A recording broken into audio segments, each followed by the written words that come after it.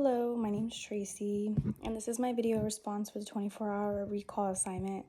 Today I'll be going over the nutrition and density of my clients' food choices, analyzing the data from my Fitness Pal food tracker, and providing 3 recommendations for improving my client's diet. So let's get started. My client overview.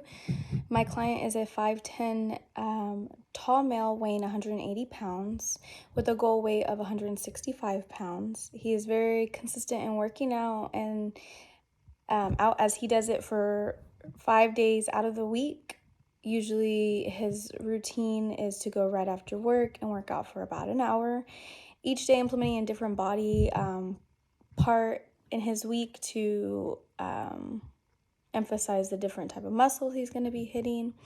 His goal is to lose 2 pounds per week throughout a combination of diet and exercise. His 24-hour recall, here's a breakdown of my client's daily food intake. During his breakfast, he usually has in the morning a protein smoothie, which is roughly 11 ounces.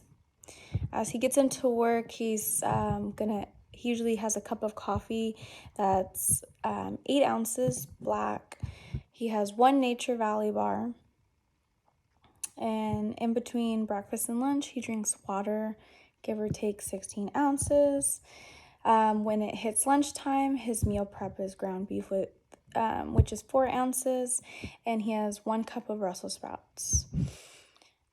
An hour and a half later, still drinking another maybe 8 ounces of water. His snack intake would be a green apple, medium size, 1. Between his snack and dinner, he has more water, give or take another 18 to 12 ounces of water. Then for dinner, he has grilled chicken breast, which is 6 ounces, mashed sweet potatoes, give or take a half a cup, and then 1 cup of grilled asparagus. He then, for a snack in the evening, eats a medium-sized mango. Calculating this, it comes out to his total macronutrients is 141 grams of carbs and then 1,391 kcals. This to me seems like a low for a full day, so I'll be addressing this in my analysis. So his nutrient density analysis. First, I'll reflect on the nutrient density of my client's food choices. Based on the 24-hour recall, I noticed that some of the foods my client consumed were nutrient dense, while others could be improved. For example, on the nutrient dense choices, the grilled chicken with asparagus and mashed sweet potatoes is on the higher side of a nutrient dense meal. The grilled chicken provides lean protein, which can be essential for muscle maintenance and recovery. Asparagus contributes to fiber, vitamin K, and folate, and as an antioxidant. Sweet potatoes can be a good source of complex carbohydrates, fiber, and vitamin A.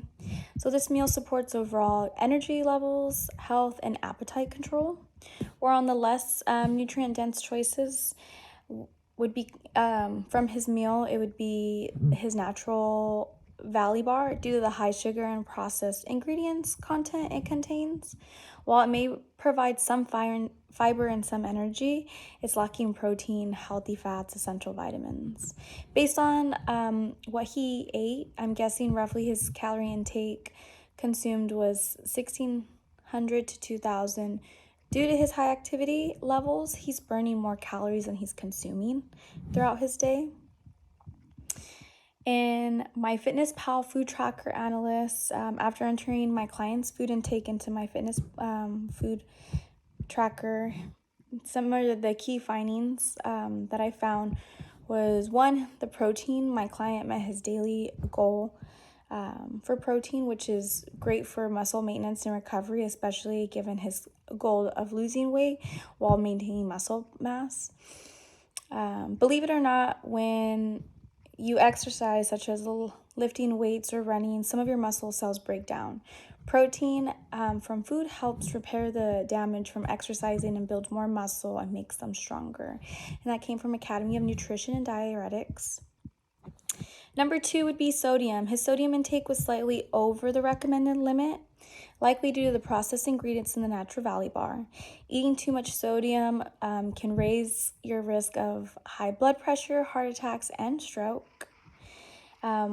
More than 70% of the sodium Americans consume comes from packaged or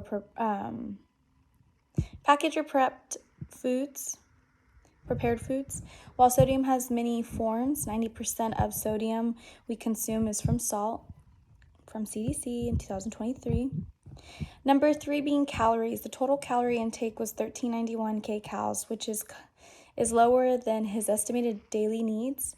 With his very active lifestyle and exercise routine, this calorie intake may not be enough to fuel his body, possibly leading to fatigue and hindering his exercise performance. U.S. Department of Agriculture of 2020, based on his activity level, he may need between 1,800 to 2,000 kcals per day to meet his weight loss and performance.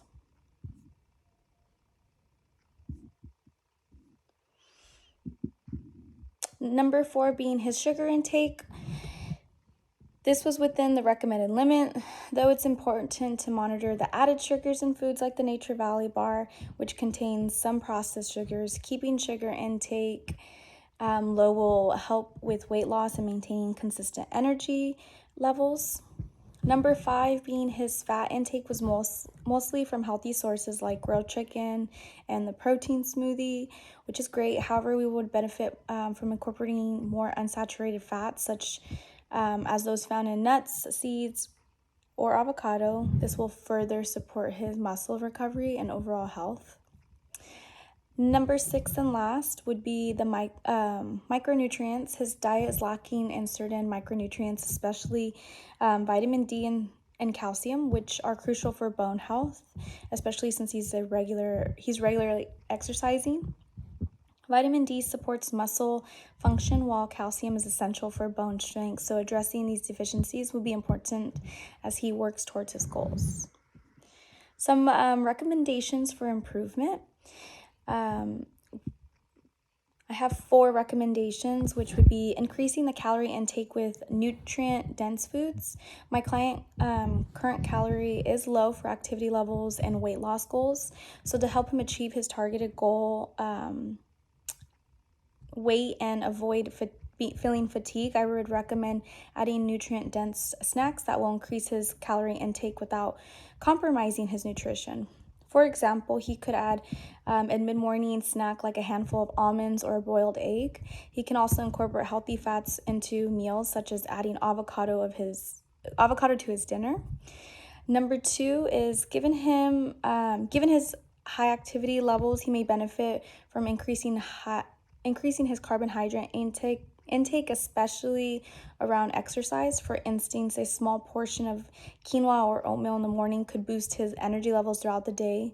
Additionally, consuming easily digestible carbs like a banana or a slice of whole grain before or after working out can replenish glycogen storage and enhance recovery. Him incorporating more vegetables, being a little bit more diverse, and then incorporating more healthy fats. For example, he can add a half of avocado to his beef lunch or sprinkle some chia seeds over his protein smoothie. In conclusion, my client's diet is on the right track with a good balance of protein and healthy foods. However, there are some areas of improvement, particularly in meal timing, carbohydrate intake, vegetable variety, and incorporating more healthy fats. By addressing these factors, such as improving meal timing for more consistent energy, increasing carb intake for fuel workouts, and adding a variety of vegetables for the better micronutrient intake, and focusing on hydration, my client can further enhance his diet, support his weight loss, and optimize his performance during workouts. That was my conclusion. Thank you and have a good day.